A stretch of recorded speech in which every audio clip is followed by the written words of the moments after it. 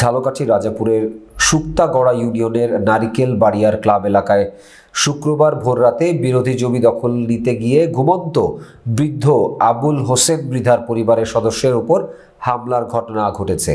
এ সময় আবুল হোসেন মৃধার বসতঘরে ভাঙচুর, লুটপাট ও অগ্নিসংযোগ করা হয় বলেও অভিযোগ করেন আহতরা।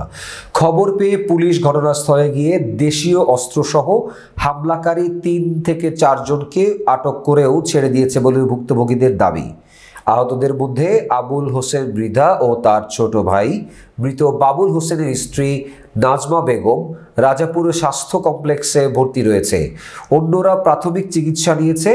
শুক্তাগড়া ইউনিয়নের ৭ নং ওয়ার্ডের ইউপি সদস্য সোবহান হাওলাদার ও তার ছেলে তৌহিদুল ইসলাম চাঁদ অভিযোগ অস্বীকার করে জানান, মনোয়ার তার ক্রয়কৃত জমি দখল নিতে গেলে দুপক্ষের মধ্যে ঝামেলা হয়। রাজাপুর থানার ওসি ইসমাইল হোসেন জানান, নারিকেল বাড়িয়া গ্রামে 2 গ্রুপের সংঘর্ষের ঘটনায় পুলিশ নিয়ে নিজেই ঘটনাস্থলে গিয়েছি। উভয় পক্ষের কাছেই লাঠি সোঁটা থাকায় পরিস্থিতি নিয়ন্ত্রণে আনতে দুপক্ষকে সরিয়ে নেওয়া হয়েছে। এই ঘটনায় কাউকে আটক করা হয়নি। লিখিত অভিযোগ পেলে প্রয়োজনীয় আইনগত ব্যবস্থা নেওয়া হবে।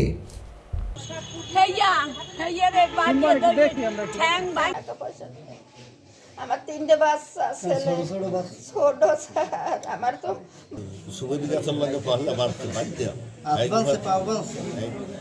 আহাই পিডায় পাওয়ার পর হেগে পর কাজে হাল্লা ফালার ফেদেরা হেগে পর পা বাদ দেয়া চিত্তি আলাই বনার এই বহু চুরি দেয়া কতরা আর পিডা উঠতেই পিডা হেগে পর তো এই আহাই আহাই পিডিছে জমের রক্ত হেগে পর আমি ব্যাগ দই দিতেছি ব্যাগ দই দেখি তো কেউ নেই হেগে পর দুই বনা তারপর চলেছি হ্যাঁ পর তারপরে পিডা জমের পিডা খালি এই উঠছে এই আহাই।